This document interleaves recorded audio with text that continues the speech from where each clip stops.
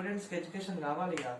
So వాళ్ళ కోసం అని చెప్పి మనం ఏం చేసినాం, కాలేజెస్ ఎస్టాబ్లిష్ చేసినాం మన కోసం అని చెప్పి. అందులో ఫ్రీడమ్ యొక్క స్ట్రగుల్ కి సపోర్టివ్ గా అండ్ ఇండిపెండెన్స్ అనే ఒక దాని మీద ఒక ఆబ్జెక్టివ్ గా లెక్చర్స్ అనేటివి ఇస్తుండే. Third point, rural India involve. ఇంతకు ముందు జరిగిన మూమెంట్స్ అన్నింటిలోనూ ఓన్లీ అర్బన్ ఏరియాస్ మాత్రమే ఇన్వాల్వ్ అయినాయి.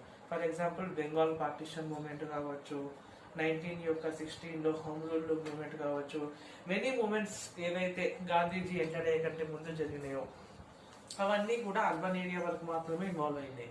అంటే కొన్ని ఒక పర్టికులర్ ఏరియాస్ లో మాత్రమే ఇన్వాల్వ్ అయ్యాయి అండ్ మిగతా పార్ట్స్ ఆఫ్ ద కంట్రీలో అసలు ఏమైతుందో కూడా తెలియదు. But for the first time rural India, normal గా ఇండియన్ మెయిన్ పాపులేషన్ అంతా కూడా విలేజెస్ లోనే ఉంటుంది, రూరల్ ఇండియా అంటాం. సో అది for the first time involve అయింది. సో ఈ 3 పాయింట్స్ అనేటివి, ఈ 3 అడ్వాంటేజెస్ అనేటివి నాన్ కోఆపరేషన్ మూవ్మెంట్ వల్ల జరిగినాయి. ఓకేనా?